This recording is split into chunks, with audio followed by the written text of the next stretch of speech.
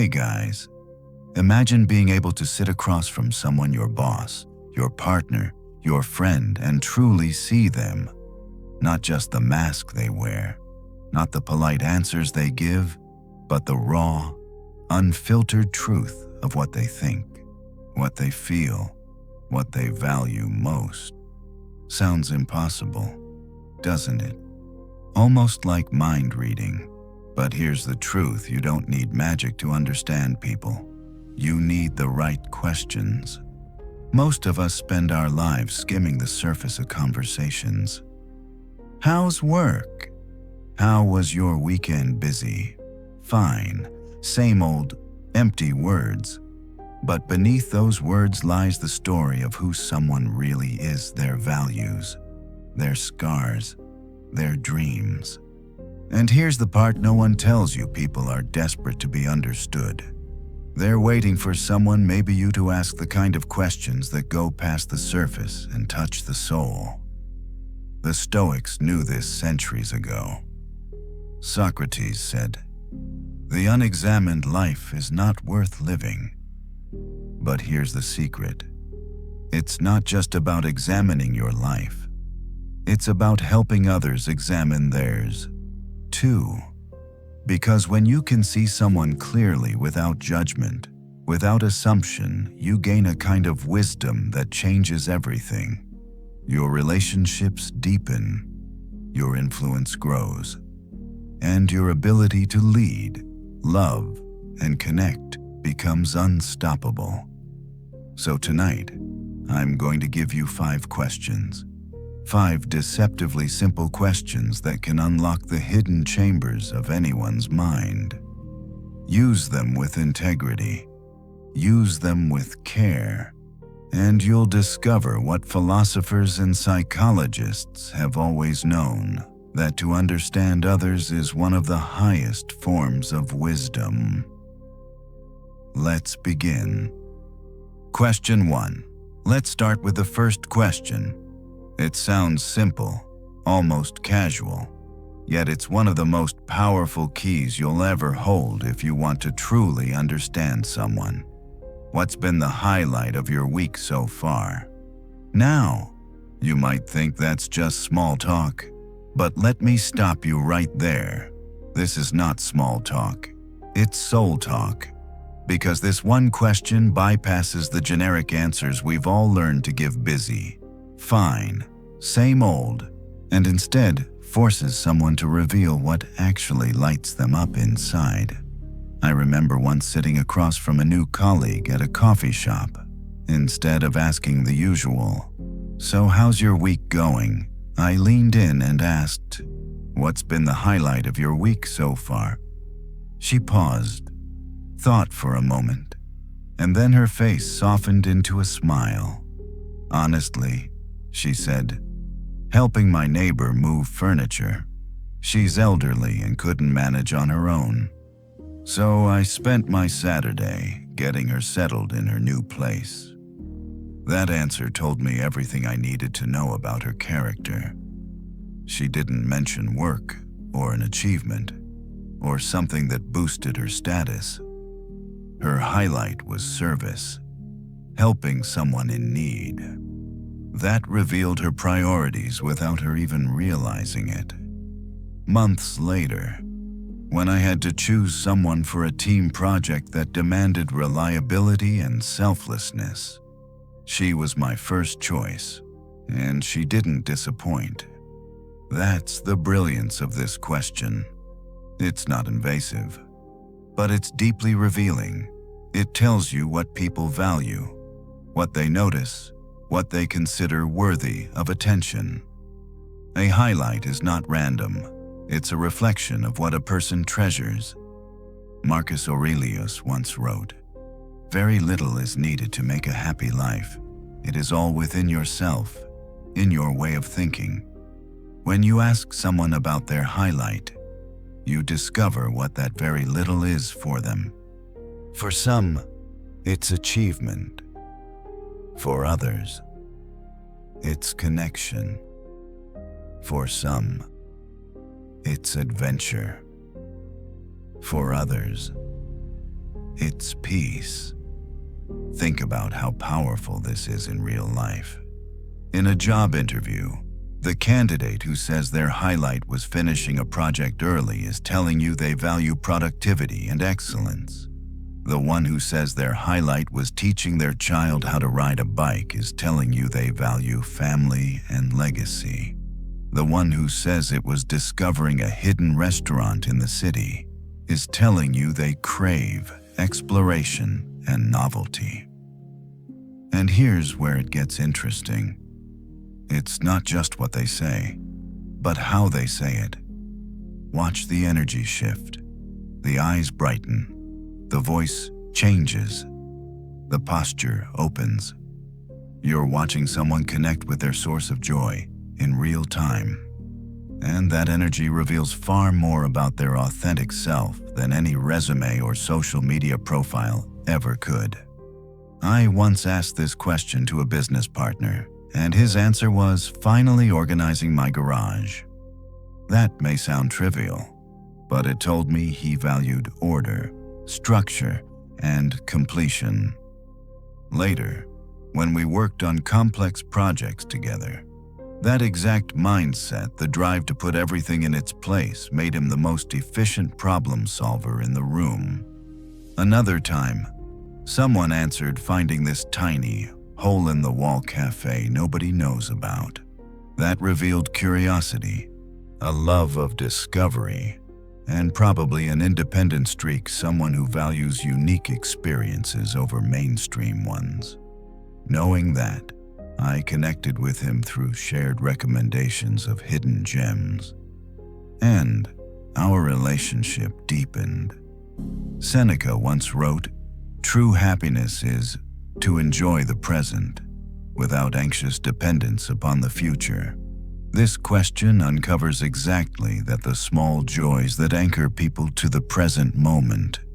Whether it's a quiet dinner, a laugh with a friend, or finishing a task they've put off.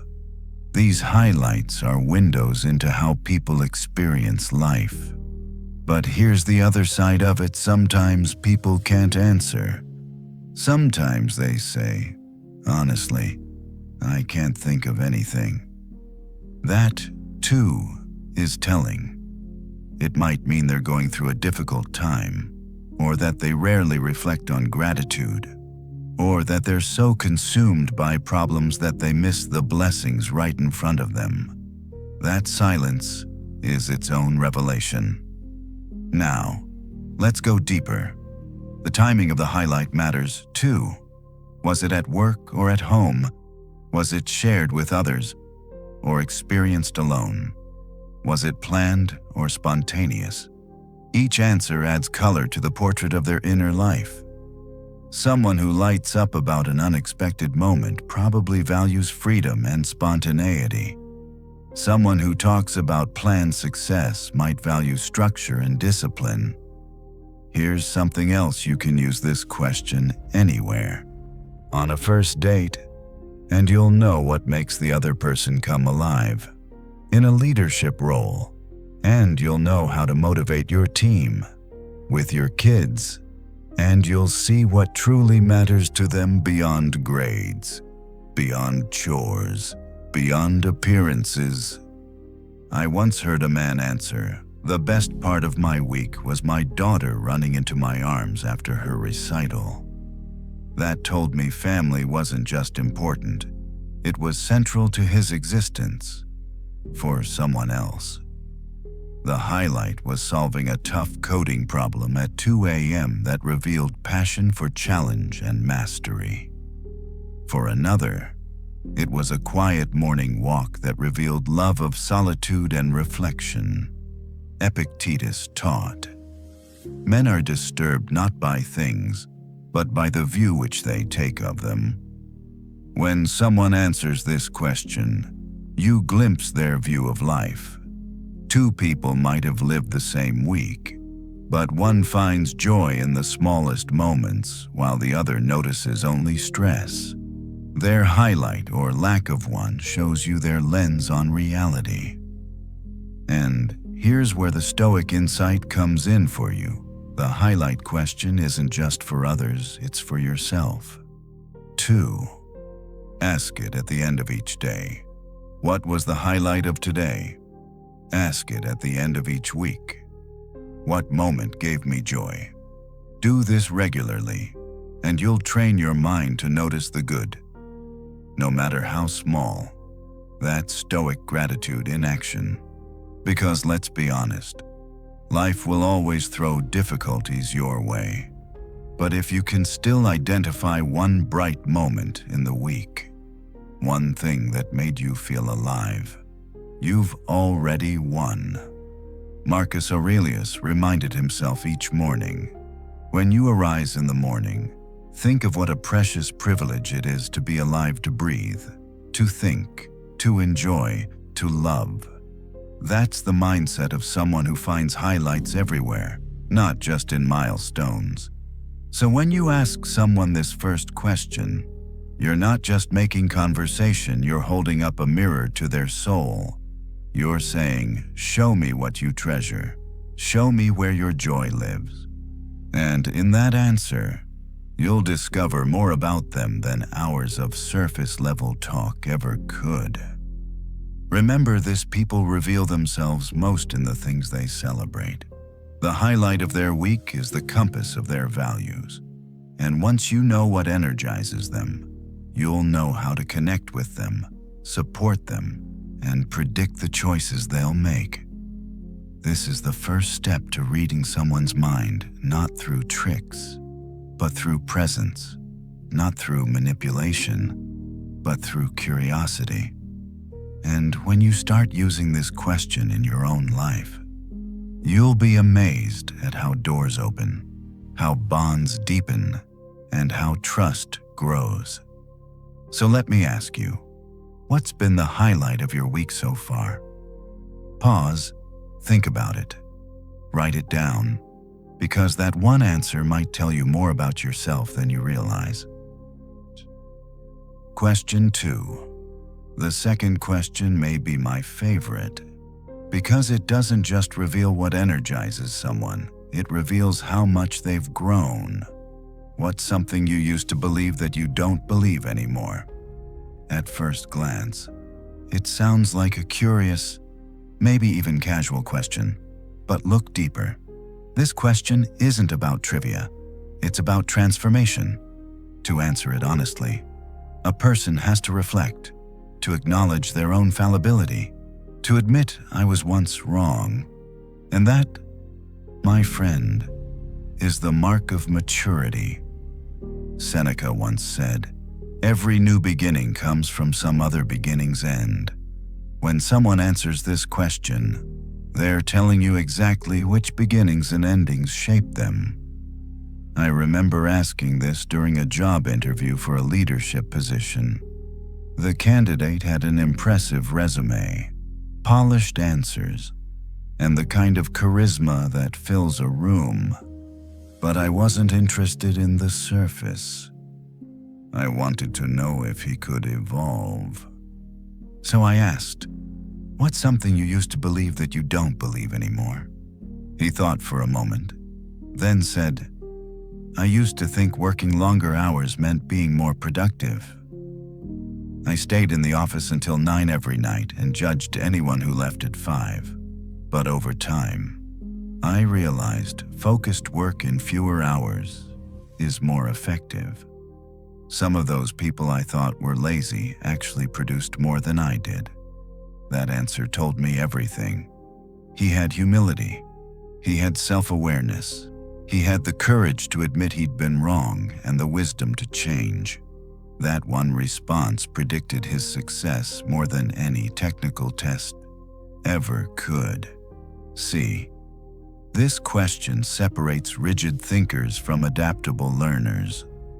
Some people light up when you ask it. They can list multiple shifts, beliefs they've outgrown, lessons they've embraced.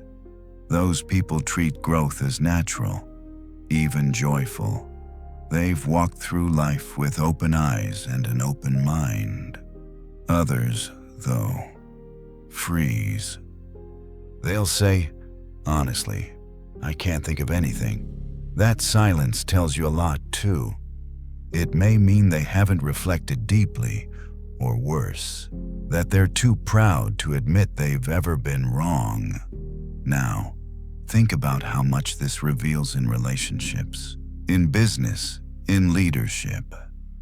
Do you want to build a partnership with someone who clings to their first opinion, no matter what? Or do you want someone who evolves, who can pivot, who can see new evidence and grow? Marcus Aurelius, in Meditations, constantly reminded himself of his own fallibility. He wrote, "If someone can prove me wrong and show me my mistake in any thought or action, I shall gladly change, for I seek the truth, by which no one was ever harmed." Imagine the strength of a leader who lives like that, not defending their ego, but defending the truth. I once asked this question to a potential business partner. He thought for a long moment, then said, "I can't think of anything. I've usually been right from the start." I didn't need to hear more. That answer told me he wasn't ready to learn, wasn't ready to adapt. And sure enough, in later projects, he resisted compromise and fought feedback. The partnership collapsed before it even began. In contrast, one of the most inspiring answers I've heard came from a woman who said, "I used to think asking for help was weakness. I thought I had to do everything myself. But I learned that asking for help is actually strength. It shows you value wisdom more than pride. That, right there, is transformation." She went from isolation to connection, from pride to humility. And it changed how she led her teams, how she built her relationships, how she lived her life. Epictetus taught, "It is impossible for a man to learn what he thinks he already knows." This question exposes exactly that, whether someone is willing to unlearn, to be corrected, to evolve. But let's not keep this just about others.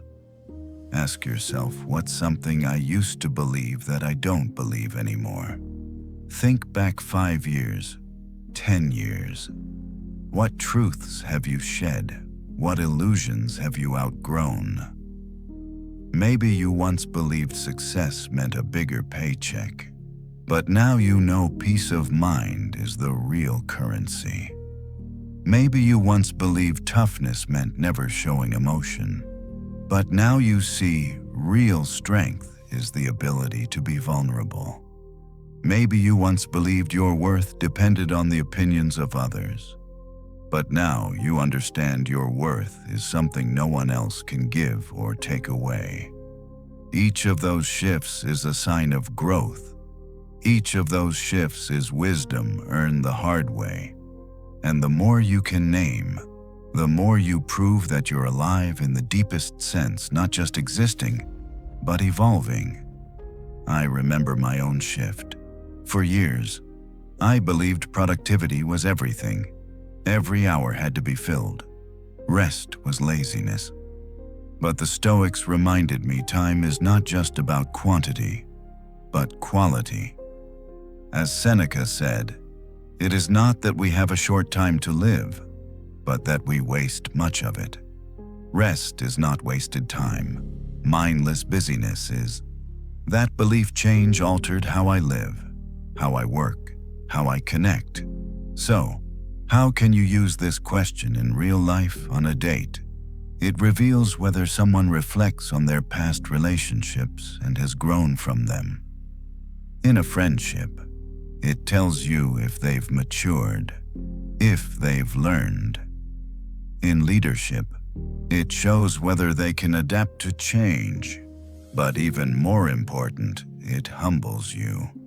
When you ask this question, you're reminding yourself that everyone is in progress. No one has it all figured out. And the wisest people are not the ones who claim certainty, but the ones who embrace evolution. Marcus Aurelius again. "If anyone can refute me, show me I'm mistaken in thought or deed, I will gladly change." It is the truth I seek, and the truth never harmed anyone. Think about how radical that is. Even today, to gladly change. To see correction not as humiliation, but as liberation. That's the mindset of strength. And here's the beauty when someone answers this question. They're not just telling you about their past. They're showing you how they'll handle the future. A person who has evolved once will evolve again. A person who has admitted mistakes before will admit them again. That's someone you can trust in the storms of life. So let me turn it back to you. What's something you used to believe that you don't believe anymore? Write it down. Reflect on it. And when you do, you'll see the story of your growth, the story of how you became who you are today. Remember, wisdom isn't about clinging to old beliefs. Wisdom is about shedding them when they no longer serve truth. And when you ask this question to others, you're not just making conversation, you're inviting them to show you their evolution. You're asking for their growth story. And in that story lies their character, their humility, and their humanity. This is the second step in reading someone's mind. Not magic, not tricks. Just the courage to ask the right question and the patience to listen to the answer. So, what belief have you outgrown? What illusion have you left behind? And what new truth has taken its place? That's where you'll find wisdom. That's where you'll find character. And that's where you'll find the real story of who a person is. Question 3. Now we come to the third question. And I'll be honest with you, this one might be the most powerful of them all. If you could change one thing about how people treat each other, what would it be? At first, it sounds like a harmless, almost hypothetical thought experiment. But don't be fooled. This question cuts right past the defenses people build. It reaches into the deepest core of their values, the blueprint of how they believe human relationships should work. Why? Because when people answer, they aren't really talking about people in general. They're talking about themselves, their wounds, their disappointments, the lessons burned into their memory. The person who says, "I wish people would be more honest," is probably someone who has been betrayed. The one who says, "I wish people would be more patient," is likely someone who has felt rushed, ignored, or dismissed. The one who says, "I wish people would keep their promises," has probably been scarred by broken commitments. This question is a mirror disguised as a window. I remember sitting with a potential business partner at dinner. We had been circling each other for weeks, discussing opportunities, but I still wasn't sure if our values aligned. So I asked him if he could change one thing about how people treat each other. What would it be? He leaned back, thought for a moment, and then said, "I wish people would stop making promises they don't intend to keep. Casual commitments corrode trust more than anything else." That one answer told me everything I needed to know. Integrity was his foundation. Reliability wasn't optional. It was sacred. And years later, that proved true. He became the most dependable partner I ever worked with. The kind of man who would call if he was going to be 5 minutes late. The kind of man whose word was a bond. His values were revealed not by boasting, but by a single heartfelt answer. That's the beauty of this question. It's not about abstract morality, it's about lived experience. Marcus Aurelius once wrote, "If it is not right, do not do it. If it is not true, do not say it." That's the Stoic blueprint for human interaction. But here's the key when you ask someone what they would change in how people treat each other. You're really asking, which part of this blueprint matters most to you? Some will say compassion. They wish people would be kinder, less cruel. Others will say respect. They wish people would listen instead of waiting for their turn to speak. Still others will say gratitude, wishing people acknowledge the help they received instead of taking it for granted. Each answer is a window into their soul. I once asked this question to a colleague, and without hesitation, she said, "I wish people would stop judging others for things they can't control." That revealed more than any resume could. It told me she valued acceptance, that she likely had been judged unfairly herself, and that she carried deep empathy for those who feel marginalized.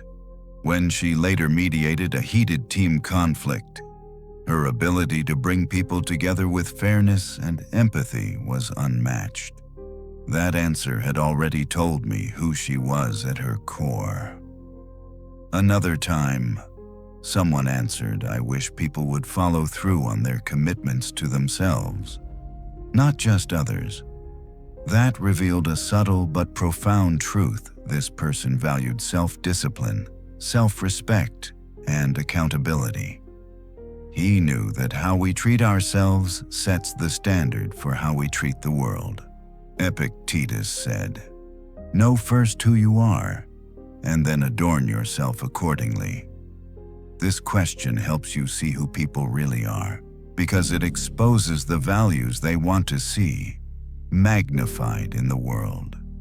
But notice this, the emotional tone of the answer matters as much as the content. Some answer with frustration, almost pain. That shows the wound is fresh, the lesson hard-earned.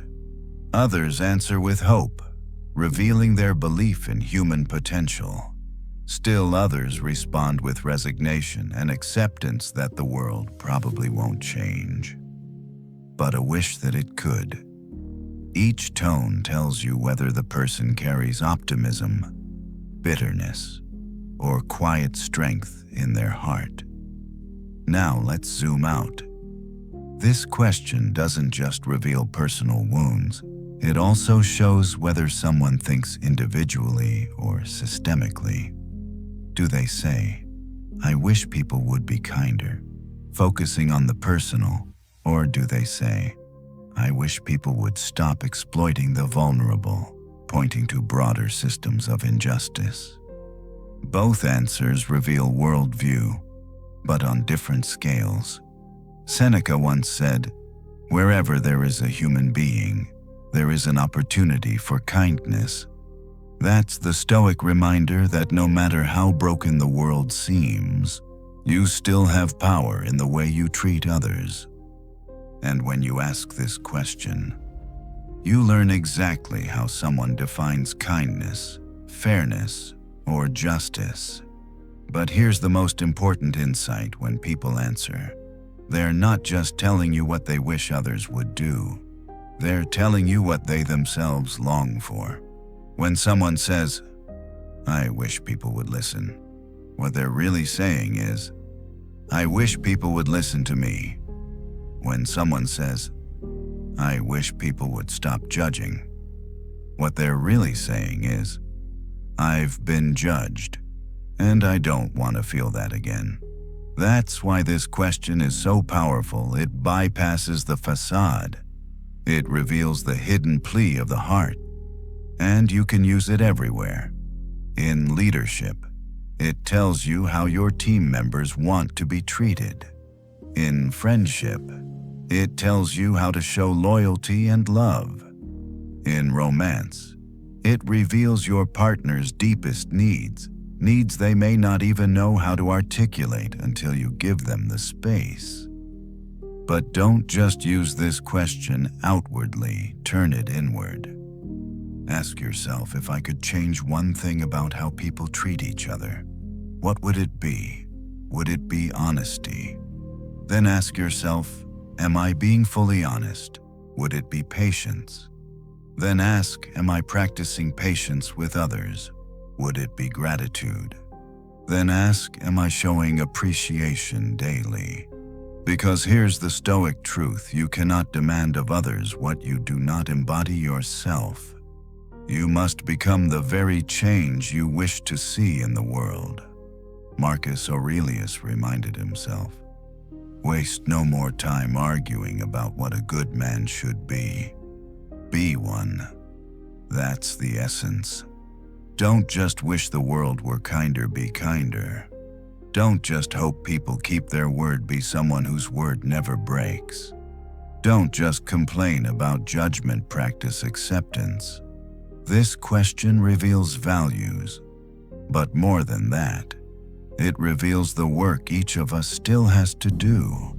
Because the thing you wish others would change, that's often the very thing life is asking you to strengthen in yourself. So let me ask you, if you could change one thing about how people treat each other, what would it be? Pause, reflect, write it down, and then ask yourself, what would it look like if I embodied that change? Right here, right now. This is how Stoics lived, not waiting for society to transform, but becoming the example themselves. That's how Marcus Aurelius ruled an empire with compassion. That's how Epictetus, a former slave, taught freedom of spirit. That's how Seneca reminded us that kindness and justice are always within our control. So remember, when you ask this question, you're not just reading someone's mind. You're glimpsing their heart. You're seeing the values that guide them, the wounds that shape them, and the standards they hold for human connection. And if you listen carefully, you'll know not just how to connect with them, but how to walk with greater integrity yourself. Because in the end, the way you answer this question will reveal the kind of person you are. Question 4. Now we arrive at the fourth question.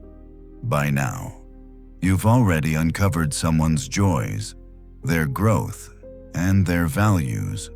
But this next one, this question reveals something even deeper. What's a decision you made that surprised even yourself? Why is this question so powerful? Because it uncovers the unexpected chapters of a person's story. It shows you their hidden courage, their quiet risks, their moments of transformation when they broke free from their own patterns. Most people live in predictable loops. They make choices that fit their identity, their habits, their story of who they think they are. But every once in a while, they make a decision that shocks even them. And that moment, that break in the pattern, tells you everything about their capacity for growth. I remember once asking this question in a team meeting. Sarah, a quiet, conservative colleague, always kept to herself.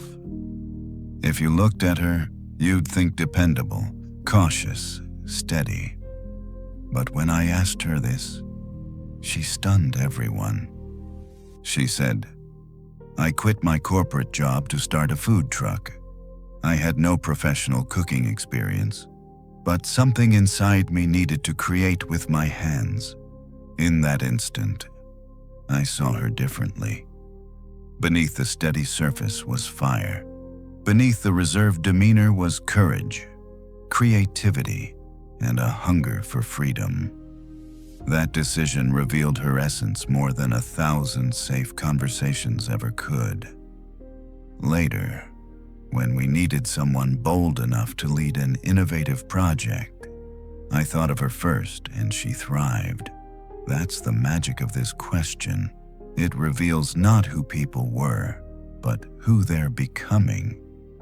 Marcus Aurelius wrote, "Adapt yourself to the life you have been given. and truly love the people with whom destiny has surrounded you? This question shows you how people adapt and whether they can surprise themselves along the way. Here's the psychology behind it. People who can answer this question easily are usually self-aware. They reflect on their choices, they track their growth, they're open to their own evolution. People who struggle with it, they may be rigid, trapped in patterns, afraid to deviate from the known path. When someone says, "I've never really surprised myself," they're telling you they've probably avoided risk. They've stayed inside the safety lines of their comfort zone. But the ones who light up, the ones who grin and say, "You know what? I never thought I'd."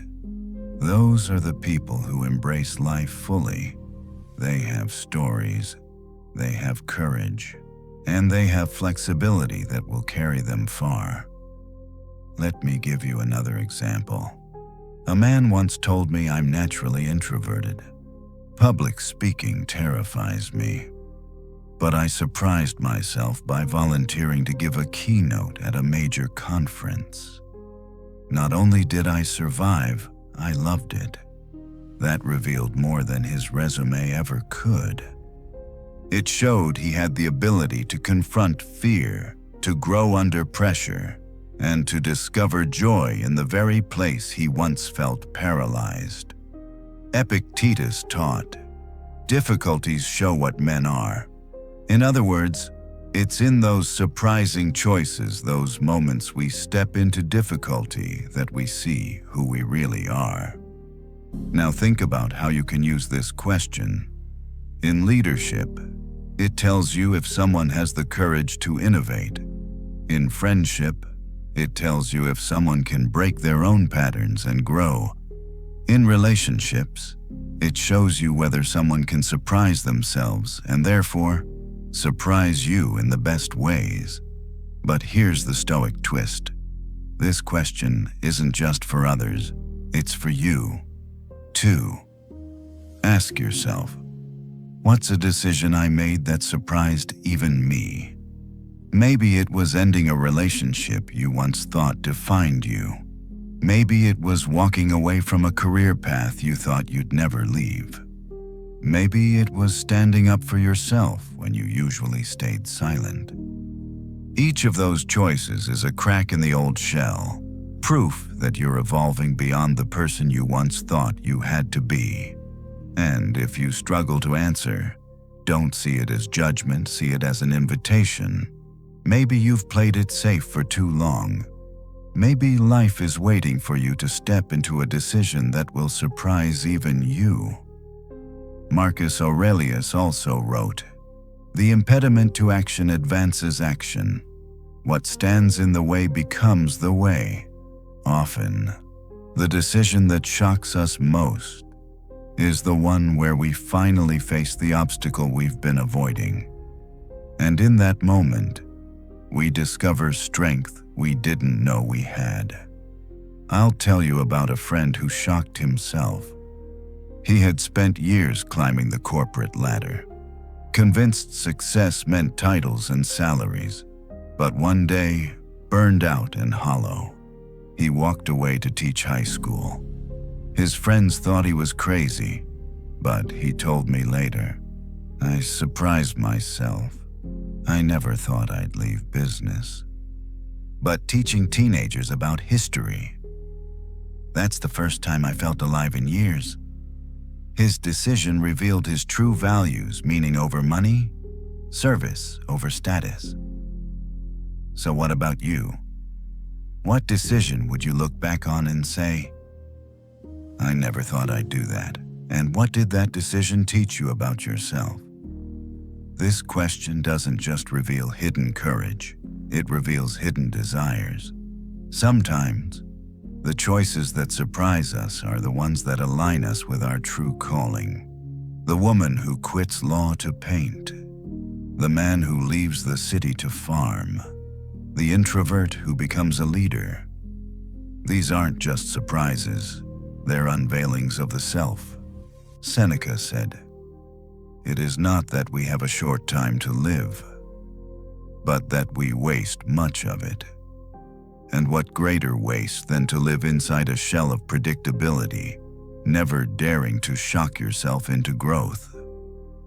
So when you ask someone this question, listen closely. If they light up, if they tell you a story of courage or risk or change, you've just seen their capacity for transformation. And that's gold. If they struggle to answer, it may mean they're overdue for a leap. And when you ask yourself this question, don't stop at the past. Ask about the future.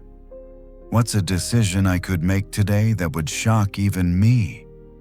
Maybe it's speaking up when you'd normally stay silent.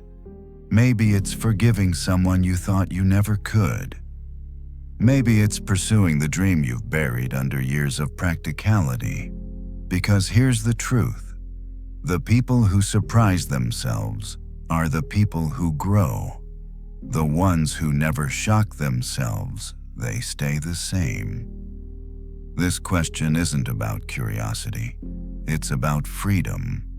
It shows whether someone can break their own chains, walk their own uncharted path, and discover strength they never imagined. So the next time you're with someone, ask it, what's a decision you made that surprised even yourself, and then be quiet. Let the silence draw out their truth. In that answer, you'll see their courage, their adaptability, their soul in motion. And don't forget to ask yourself the same, because the Stoics remind us life isn't meant to be lived in repetition. It's meant to be lived in growth. The decision that surprises you may be the one that saves you. Question 5. And now, we arrive at the fifth and final question, the one that goes deeper than all the rest. The question that strips away fear, excuse, and hesitation. What would you do if you knew you couldn't fail? Think about that for a moment. Really think. If failure were impossible, if success were guaranteed, what would you spend your life doing? This question is powerful because it bypasses the rational mind. Most of us have dreams buried under layers of what-ifs. What if I'm not good enough? What if I lose money? What if people laugh? What if I fail? Those doubts keep our true desires locked away. But when you remove failure from the equation, people speak their truth. Their deepest motivations come to the surface, often in an instant. I once asked a friend who seemed stuck in her career. She'd been complaining for months about her job, but couldn't name an alternative. So I asked, "What would you do if you knew you couldn't fail?" Her whole face changed. She leaned forward and said, "I'd open a counseling practice for teenagers, a safe space where they could talk about real issues, family struggles, depression, identity without judgment." That was her truth. Not management meetings, not quarterly reports, but service, healing, purpose. And 6 months later, she enrolled in a counseling program. That single question unlocked a future she had been too afraid to admit she wanted. Marcus Aurelius once wrote, "It is not death that a man should fear, but he should fear never beginning to live." When someone answers this question, you discover whether they are living or merely existing. Listen closely when people answer.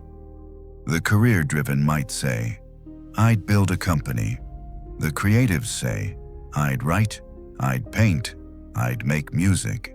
The adventurous say, "I'd travel the world." The service-minded say, "I'd fight injustice, I'd teach, I'd heal." Each answer reveals not just ambition, but identity. And notice how quickly they respond. When someone lights up instantly, you know that dream has been burning inside them all along. When they hesitate, it may mean they've been disconnected from their desires, silenced by fear or duty. But even the hesitation is revealing. It shows how far they've drifted from their authentic self. Seneca said, "It is not the man who has too little, but the man who craves more, who is poor." This question exposes what people crave. Some crave impact. Some crave creativity. Some crave connection. Their answers reveal not just what they want, but what they believe would finally satisfy their soul. I once asked this to a businessman, and he answered instantly. I'd traveled to every country and photographed disappearing cultures. That told me he valued adventure, art, preservation, and human connection, none of which were obvious in his conservative corporate role, but that answer revealed his truest self. Later, when we worked together on an international project, his passion for cultural nuance became invaluable. Another woman told me, "I'd start a foundation to provide free education to children in underserved communities." That revealed her sense of justice, her love of learning, her desire to lift others. She wasn't just talking about charity, she was revealing the compass of her entire worldview. Here's the Stoic insight. This question doesn't just reveal someone's dreams. It reveals whether they are aligned or misaligned with their current life. If someone says they'd spend their life helping animals, but they've never volunteered at a shelter, you know they're living far from their values. If someone says they'd write novels, but they spend all their time in spreadsheets, you know they've buried their creative self. That misalignment is often the source of quiet despair. Epictetus taught, "First say to yourself what you would be, and then do what you have to do." This question forces that declaration. What would you be if failure wasn't a barrier? And here's where you can use it powerfully, not just with others, but with yourself. Ask yourself right now, what would I do if I knew I couldn't fail? Would you launch that business? Write that book? Say what you've been afraid to say. Leave what no longer serves you. Begin what you've been postponing for years, because here's the truth. Failure is rarely the real enemy.